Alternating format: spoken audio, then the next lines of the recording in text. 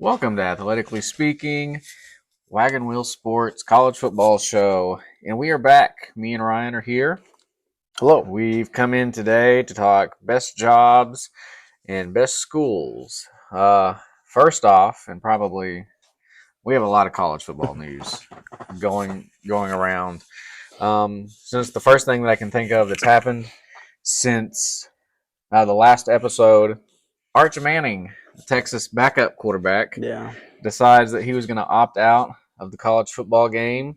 So I ask you, is that a big deal? Why or not? I think it is. It's ridiculous. There's no reason not to. I get everyone wants to make a profit, and they may not think they're make it enough, or which his only reason was, I want to focus for football on the field. Mm-hmm. Like what?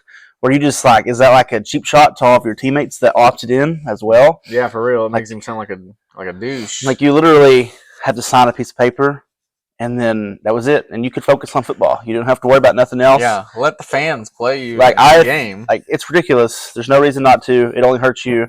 And it is I lost train of thought with that. Yeah. No, but it's ridiculous. I don't like it.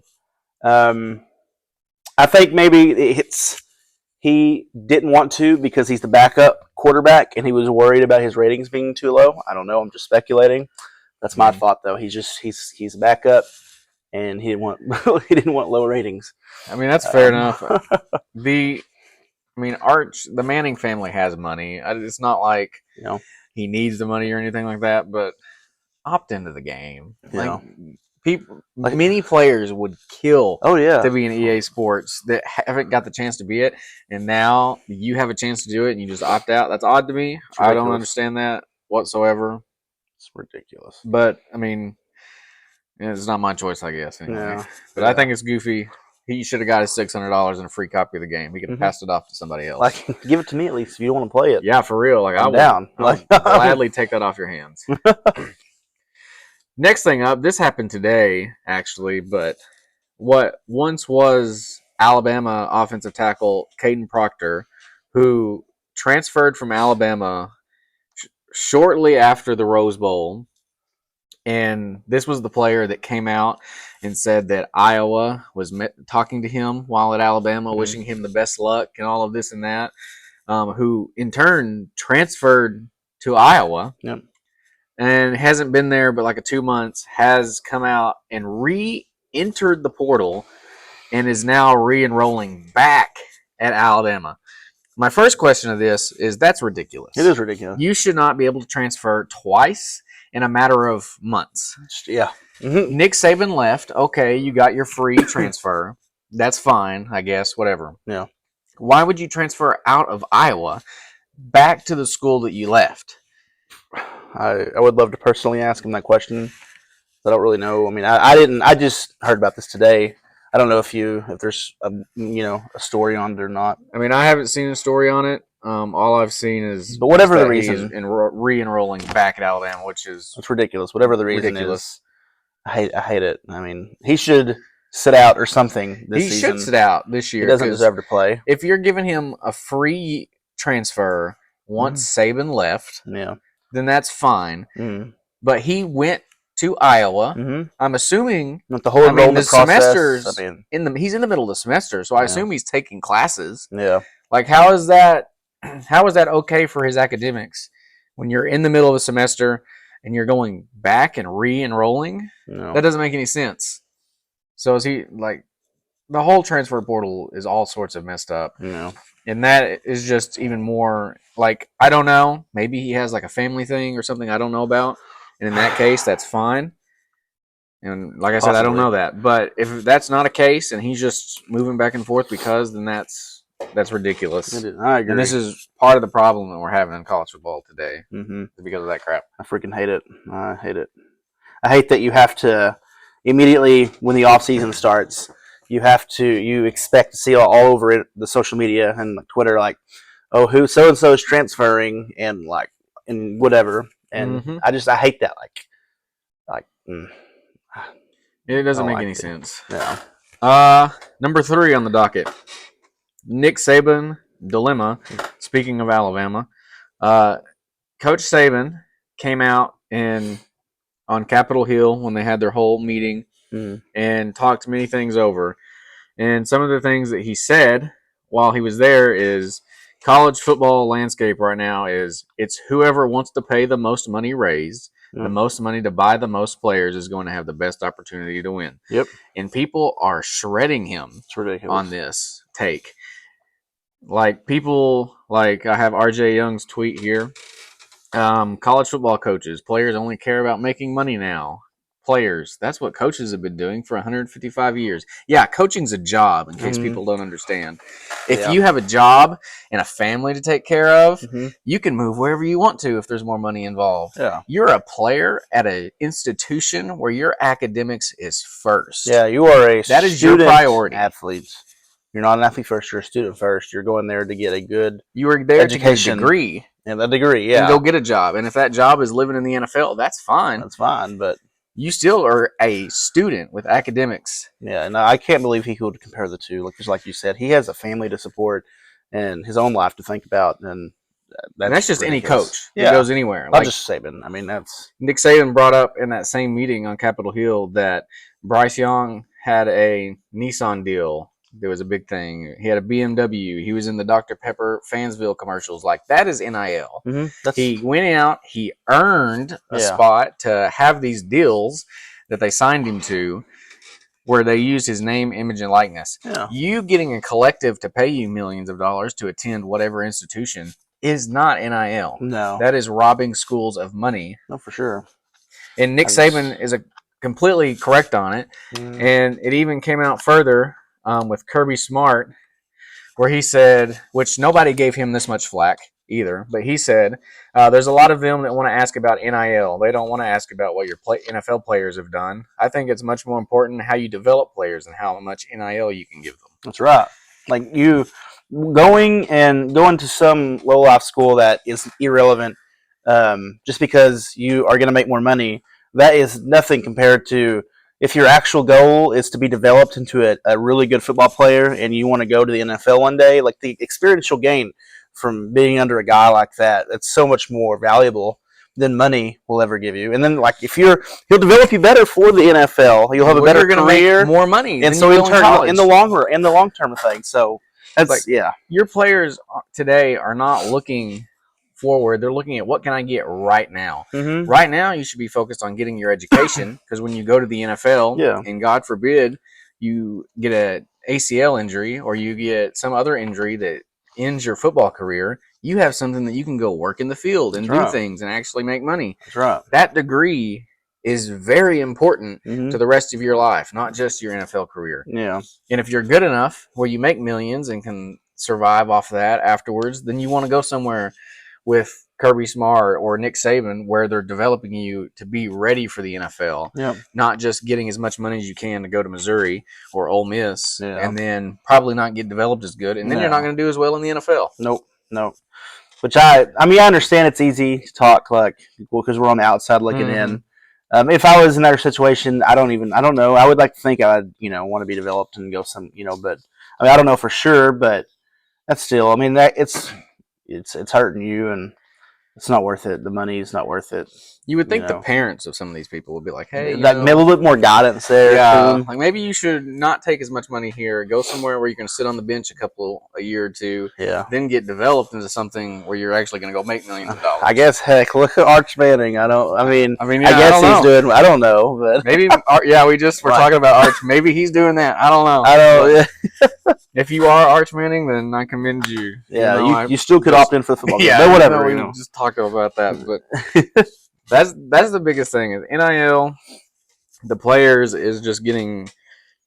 It's dumb. It is what it is, and like you said, it's easy to sit on this side of it and say it. But if I'm a good enough player, I get it. If you look at yourself and go, "I'm not ever going to play in the NFL. I'm going to get money while I can." That's one thing. I don't think that's what these people are doing. No, they're sitting there thinking, "I'm going to play in the NFL," and then also going and getting millions of dollars right now. But they're not going to be as good once they get there. So I don't know. Yeah, no, I agree. Yeah, there's a difference. There's a difference between getting paid for a company like you were talking about and then just going to the college just because you're going to get money. Mm-hmm. It's ridiculous. Last bit of college football news, which happened a few days ago. Clemson. This may have actually happened yesterday, I think. Clemson has joined in and with Florida State to file lawsuits against the ACC, calling the withdrawal penalty unconscionable and unenforceable. Mm. That's very telling for what the future of the ACC is going to look like. Yeah. Because if your two biggest teams, Florida State and Clemson, They're trying to won opt out, it's and not they're doing good. everything they can to get out, No. that's not great. No. Which I'm sure Clemson and Florida State, once all this settles, will probably end up in the SEC. I can't imagine them going elsewhere. But at that point, what happens to the ACC? Oh. Which we'll talk about even more in depth next week. But what happens? Nothing good for them, for the ACC. End up Pac-12 2.0. Yeah, honestly. When I look through some of this, like right here, Clemson asks in the lawsuit, for a declaration that the ACC would not own the rights to Clemson's games after Clemson ceases to be a member of the ACC. Clemson also wants the ACC exit fee 3 times the ACC operating budget, and an estimated $140 million ruled as unenforceable penalty in violation of public policy. The total exit fee with the rights and everything for Florida State was $572 million. God. And that is a ridiculous amount of money, which I guess they're trying to fight to get out. All of this, everything that I'm reading here that's in this ESPN article, tells me two things. Number one, they already have an invite. Like, that we don't know it yet, and the rest of everybody else doesn't know that yet. But Clemson and Florida State have an invite to some conference. Mm-hmm. They're going to get more money. And they're just trying to get out of this to get into that new conference. Yeah. And if that's the case, that's very true. You have to believe that there's others in the ACC who will have invites to the Big Ten, because everybody else, once these two people leave, is going to go, oh, crap. Yeah. And we got to board a lifeboat where we can, which makes you kind of feel bad for SMU, Stanford, and Cal, who just joined the league this year. Yeah. This will be their first full year in the league. Yeah. But, I mean, this is college football is still changing. Realignment's not done. And we'll talk more about that next week or next 2 weeks from now. But because there's a lot of in-depth stuff you can go into there. Yeah, and the next few years are going to be interesting, and I'm not looking forward to it. No, it's gonna be interesting. I'm excited to see where the realignment landscape takes us. But at the same time, it's like, if you're not ending up breaking away from the G5, then it's not a point. Like, we just expanded the playoff to 14 teams, and we haven't even seen one season of a 12-team playoff, and that is ridiculous. And that is clearly done for money's sake and not for the good of college football. Even though they'll say that, it's not. No, I agree. You can't sit there and say, yeah, this is good for college football. Well, how do you know? We haven't played a 12-team playoff yet. Yeah. So that's ridiculous. And we'll cover that, like I said, more next week. So that's the last bit of stuff I got. So let's get into today's stuff. So I gave you a task entering today. And we can go one by one and alternate from the top down. Yeah. And you can start, but I give you your task, and that was to get 5 head coaching jobs in college football that you would want to take, and why. So who is your first job on the I'm gonna know board? I'm gonna know like super particular order, but I had to put down Miami. I was kind of thinking of schools that are not as recently as relevant as like people with Georgia and Alabama, but schools that have had success in the past, at least in the modern era of college football. But like in the 80s and the 2000s, because I didn't want to. Because if I was like Kalen DeBoer and I was going to go take over the shoes of Nick Saban.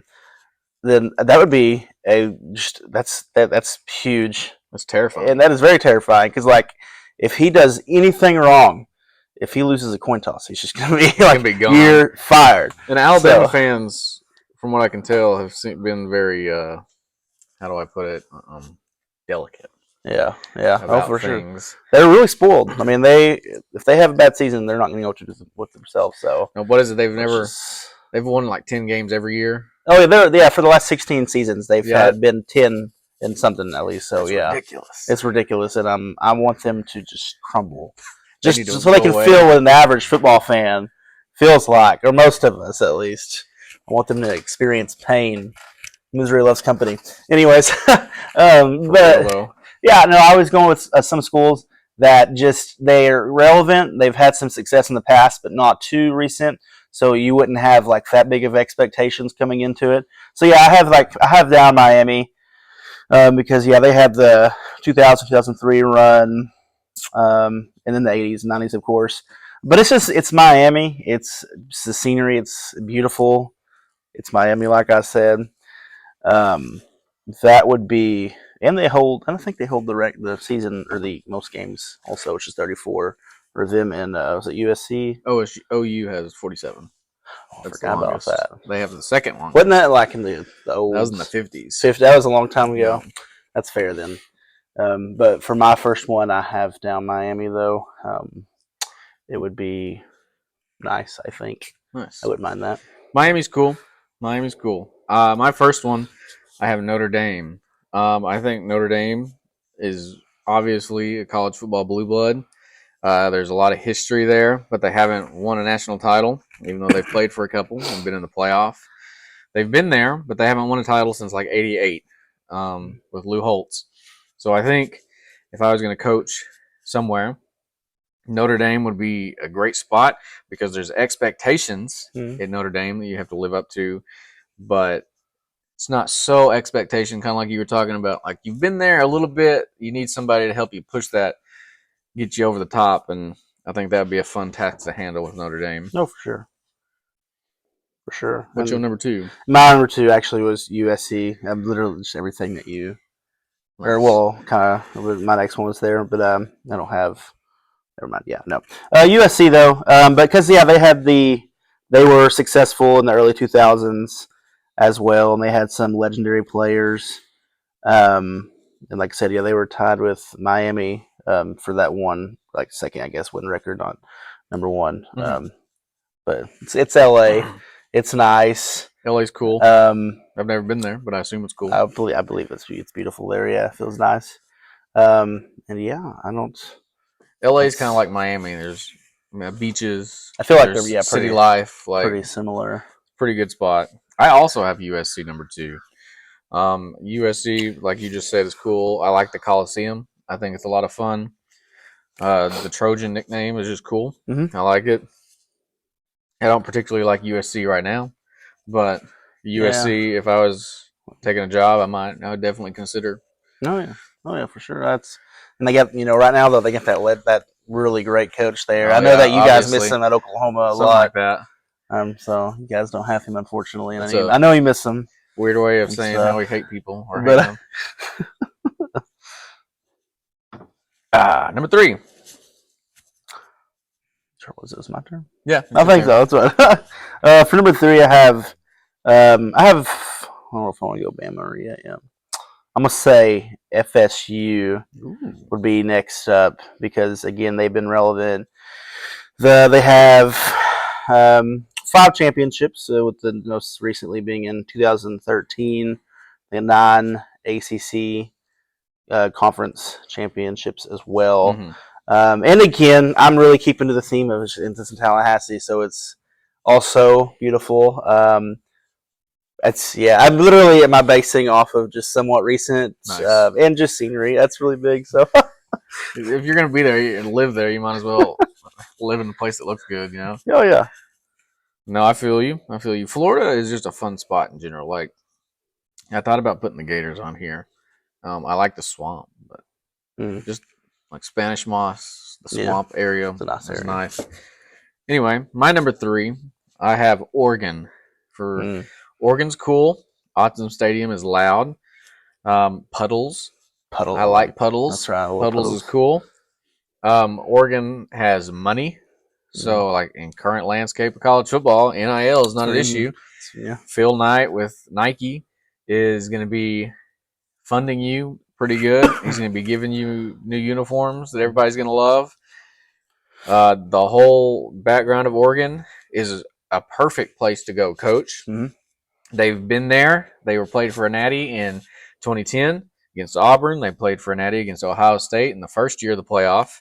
And they've been in contention for the playoff several years, but they've never won a national championship. Just never could quite get there. Nope. Their logo is the amount of titles they got, and it's none. So Oregon would be a great destination for an up-and-coming head coach whose job would be to get them over the hump, and Oregon would be a great spot to go take it, or where I would want to go and get a job there. Oh yeah, and it'd be the first coach to bring him a championship too. That's right. So you would be, you'd feel so getting great. Statues. You'd be for sure. Forever. Instantly, you get a statue the next day. Right. Plus, you're in the Big Ten now, which is going to be lots of fun, and their schedule this year is easy. So this would be the year for Dan Lanning to go into a playoff and maybe get them there. Oh yeah, and they got it'd kind of make you sick though, coming from their quarterback now. That I know Gabriel getting one. Like, dang it, we couldn't quite get there. But all the best to him though. True. You know that. So yeah, next for me, I got say Georgia. They're on there just because it's Georgia. They've got the back-to-back prior to this year national champions. Led by the great Kirby Smart. He's doing great things. They don't have a beach, so that's definitely not. In Georgia, it's whatever. But they've got a rich history, and it's electric there on Saturdays. So I imagine over the TV it sounds good at least. Mm-hmm. But I feel like that would be a pretty good spot to be as well. And they got the monies, and they're not having any issues retaining people. And True. So they do got money. From what I hear from being a long-time SEC fan, is that Athens is a great place. Yeah, it's very loud there. The fans are apparently really good. Yeah, oh yeah. So I look forward to eventually getting down to Athens eventually, seeing what it's about. One day. Yeah. I got a list of SEC schools on my phone that I'm gonna hit up first as we go down. A lot of road trip there. It is. That'll be fun. I'm gonna start having to hit it up 2 a year or something like that. Honestly, though.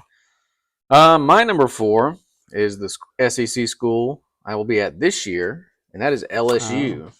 Death Valley is a cool spot. They're loud. They are very unforgiving. Mm-hmm. I hate their fan base, but the school's cool. I love their colors. It's a great uniform combination there. Everything about LSU is cool. They got a good program. They've won like 4 or 5 national titles, I think. Obviously, most recently 2019 with Joe Burrow. So there is an expectation to go win, but it's not going to have to be as consistent as some other places would have to be. So you got the chance to build yourself up, but it's also forgivable if you don't or whatever. Yeah, no, that'd be a lot of fun. I would fear being a fan of the opposing team going into there.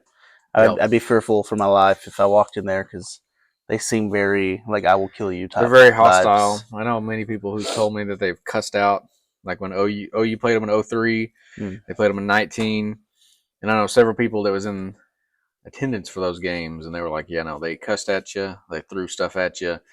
So anybody else, if you can confirm those rumors, which I assume they're true, but if you can confirm them, then let us know. So I'll know what to expect come November, whatever date. Yeah. If I go in there, I'd take another shirt just to you can swap out if you have to, just for your life. We beat them by 30, and it's like, you know what? Purple's not that bad actually. I'm gonna put on a LSU jersey instead. Let me give me a Tiger hat. Yeah, start screaming neck with them on there. And then for my last school, I have Alabama just because it's Alabama. They are sometimes I can't read my own handwriting, so that's cool. But anyways, it's Alabama. Like I said before, they have and since Saban's been there, they have never had a losing season at all, which that would suck for DeBoer just because that like one time you cannot do wrong. Like they have never had a losing season in the 16 years that he was there, and they've won the SEC championship 9 or 10 times. They have 9 appearances with 6 title wins. It is just a rich history of success, and they were good.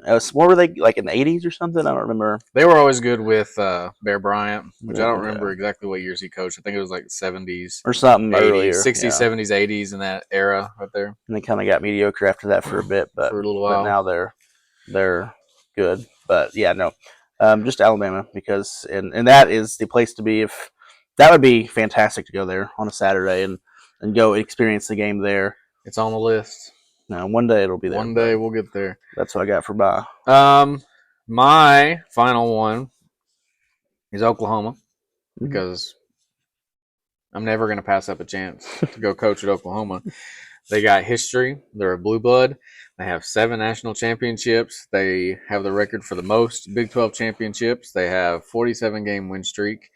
The history is there. They haven't been able to do it since 2000. But like some of these teams on this list, they've been there. They've played for 3 BCS national championships. They've been in the playoff 4 times. They've been there. Maybe Venables will be able to Hopefully be the next B in the line of OU coaches to get them over the hump there. They do really well. They just can't ever quite get over that cusp there. Which I think the SEC will help them out. This year will be a big test for Venables, but you return 79% of production on the defensive side of the ball, which is most in the SEC. Jackson Arnold takes a step forward. This could be a really good year for OU football. Fingers crossed for you guys. You got any honorable mentions for coaches? Yeah. I think I saw that you had that on your list, but BYU.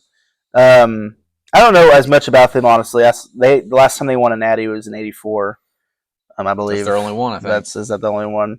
But it's BYU. You know, we went there in November, and it was beautiful seeing the mountains. It ain't no beach, but let me tell you what, better than a beach. That is better than a beach. Yeah, like that is the best scenery you can get while watching a football game. It was kind of chilly that day, but it was worth it. I freaking loved it. Those Mormons, man, they're very nice. They know how to. Do you know? I don't know. They gave ice cream out to the away fans. I heard about that. Yeah, we didn't get that, unfortunately. I don't think we did. But no, everyone I talked to was super nice. I mean, they were super awesome. I liked it. I didn't hear a single curse word while at BYU. Honestly, though, yeah. And then after OU won, they like, hey, good game, guys. Like, wow, well, they were nice. I have BYU as well for all the same reasons. Mountains. If you just get to play beside mountains, and that's what you see, that's more than enough reason to be a coach there. Oh, for sure. West Virginia is a beautiful place. I would say BYU is a better place, a better view, but West Virginia is excellent. There's great mountains. The drive there was cool. Once you got through into Pennsylvania, it was a lot of fun. The school, their facilities are nice. I loved the stadium. Everything was just good about West Virginia. Good vibes. Really good vibes. Good honorable mention for them. It was a little rainy, but it was very rainy. But I had a lot of fun on that. For my next honorable mention, I've got Oregon, because like they've been better recently, of course, but yeah, they don't have a natty like you were talking about, so there's not too much. There's expectation there because it's an elite school, but they can never quite get there, it seems. But it's Oregon, the fantastic uniforms, and I love Oregon as well. I've never been there, but I want to go there. We're going to drive up to Eugene at some point. Yeah, for sure. But they win their conference is regularly, I believe. See, they had 8, so yeah. And then my last honorable mention, I don't know how many you have, but my last one 3. is Michigan. Michigan's cool. I like the maize and blue. The big house, I think, is the biggest capacity stadium in the country with like 127. Oh, maybe. Oh, it might have been that. Yeah, 107,000 or so. It's cool. It's a big place. I'm looking forward to getting up there in 2026. Yeah, when OU goes up. So yeah, that'll be a good road trip. Will be. Yeah. And then my honorable mention, I had to say, is Oklahoma State. just because. But I mean, I'm not proud sometimes of our accomplishments. But it'll be better this year. But anyways, yeah, Nice. I don't have too many. All right. That's our coaches, coaching jobs anyway. So now, the next half of this, if you are a recruit who's being recruited to a school, who is your top 5 schools that you would want to go to as a recruit or a player? And I have one question before you start that list. No way. What would you look for as a recruit in a school? Success. I want them to be a top contender in their conference, and be in the CFP pretty regularly, and just a place that can develop you. And I would like to start some. That would be if I was Arch, I wouldn't be at Texas anymore. Mm-hmm. But a place that'll play me, but develop me into a good player, and just has a good history of winning. Nice. So I got a list of 1, 2, 3. My number one reason for choosing a school is, can I win a natty? Mm-hmm. Is that school successful in getting to the playoff and winning national championships? 2, will I get to the NFL? Will that staff and those coaches develop me into a player that I can go and make money further down the line? Mm-hmm. And then 3rd, which is the least of the 3, style of play and the coaches that are currently at that school. Mm-hmm. Are those coaches known for developing people and getting into the NFL? Are those coaches run a style of playbook that I think best fits me as a player? That's true. So first, I'll start this one off. Number 1 right now, currently, is Georgia. I think Kirby Smart is a man who's clearly shown that he can win natties. He can clearly get people to the NFL. And their style of play I just really like a lot. So Georgia would be my first school that I would want to take a visit to as a recruit. Absolutely. And Georgia was my number 1 as well. Back-to-back 90 winners prior to this year, and they were almost there this year. And they probably would have had a good chance to win it, but they didn't make the playoff cut. And this year, at least with 12 lost team, to Alabama. That's going to really help out a lot, at least expanding the playoffs. So they'll have a chance this year. And but yeah, they had a really good season this year. They have a rich history as well. Really successful, and Kirby Smart seems like a great guy to be coached by and develop players. And yeah, I agree. My second school, Oregon. Oregon has struggled to win a natty, so they're down in that group. But they've gotten many different players to the NFL. I think Dan Lanning is a good coach. He comes from that tree of Georgia.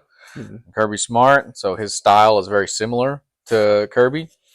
So I think Oregon would be a great school if you're a recruit. You got to look at and go, I think that they're going to get to a natty at some point, and I think that could be possible in my 4 years. Yeah. So I could get a ring out of Oregon. I could see that. They're not as successful as far as getting that, but they're a really good school, and like you said, they show potential for sure. For my number 2, I have Alabama, because it's Alabama. Like I said before, they have 6 natties in the 2000s era, which all of them being under Nick Saban, which he's gone. But I think I'm pronouncing his name right. Yep. I'm really high on him. His record is 104-12 since he's been the collegiate level. It's not bad. That's very good. I don't think he's won. any. Obviously, he's gotten very close. He was in the championship this year. So, if you can take Washington in 2 or 3 years, do what he and did, go to the playoff, and then play for a natty, you're doing pretty good for yourself. Absolutely. Now that you have the resources that you have at Alabama, you should be able to replicate that pretty easy, I feel like. No, for sure. Like I said, I don't want them to do great just because I want them to know what it feels like to be an Oklahoma State fan. But anyways, But I don't think they'll be that way. I think they'll maintain their winning record, and they probably won't have At one. least they won't drop off too much. No, they'll be fine. They'll be fine. All right. My third team, I have Clemson. As of late, the past couple of years, they haven't been great, but Dabo Sweeney has completely proved he's won. He beat Alabama and Nick Saban twice to win national championships in 16 and 18. He's produced a ton of talent in the NFL. They've got people there, and his play style is great. The coaches they got there, their assistants are all great. Clemson would be a good school that you got to look at if you're a recruit. Absolutely, yeah. For my next up, I've got Texas, just because they have a history of success, and I think they're going to do really well. Unfortunately, I hate Texas, but I think they did well this season. I got more on that later. Yeah, and I think they'll continue that. And Steve Sarkisian, he's a really great coach, and I think they've got a promising future. And Texas they're probably not back. I hope not. I mean, they're not back. I hope not. But they're decent. They're above mediocre. So sadly. My next school, you already mentioned them, and that's Alabama. A lot of what you said still resonates. Even though Nick Saban's gone, DeBoer, for the reasons I gave earlier, should be A-okay at Alabama. If he's not, I would be surprised. He's going to walk in. He's going to keep doing not as good as what Alabama's used to, but they're still going to be in the running for the playoff. They're still going to be in the running for SEC title every year. So that's an easily very smart choice. If you're a recruit, that's where you're going to go. That's going to be a great location to go for sure. Oh yeah, absolutely. And then I had down Oregon for my number 4. Just pretty much everything you said earlier. Their future looks promising. They haven't won the Natty yet or anything, but they're really well in their conference, or they were. Now they're going to the Big Ten. But I think they'll continue success, and they'll inch closer and closer. And I mean, they'll especially make the 12-team playoffs. Should be easy. And they'll have better chances there for that. So I think Oregon would be a pretty cool place to go and play. And then my last school, I have Oklahoma, because I think Brent Venables was a key part of what Clemson did in that time he was there. I think a lot of what we said about Oregon applies to Oklahoma, and Brent Venables. He is what made Clemson's defense a perennial top 5 defense year in, year out. If you're a defensive player, why would you not want to go play for a guy who's proven that he's going to send you to the NFL? Yeah. Why he's proven that he can or has been on national championship teams that have beaten SEC teams of the top quality. Well, and he is his defense that he runs is very NFL based. There's a lot of things, and that's why it takes so long as like a freshman to get into his defense, is because of how NFL like it is and how in depth it is. So that takes a few years for you to build up and get acquainted with that defense. And if you want to go to play NFL, he's going to develop you, and you're already going to be playing an NFL style defense. So that transition should be pretty good if you're on the defensive side of the ball. Oh yeah. How long was he at Clemson? I forgot he was there. He was their DC from like 2012 to 2021. So he got the ring for. He's got depth there. Yeah. So I enjoyed a lot watching Danny Stutzman play this last season, and seeing him play in person. That was a lot of fun. And then he's coming back. Yeah, no, lucky you guys.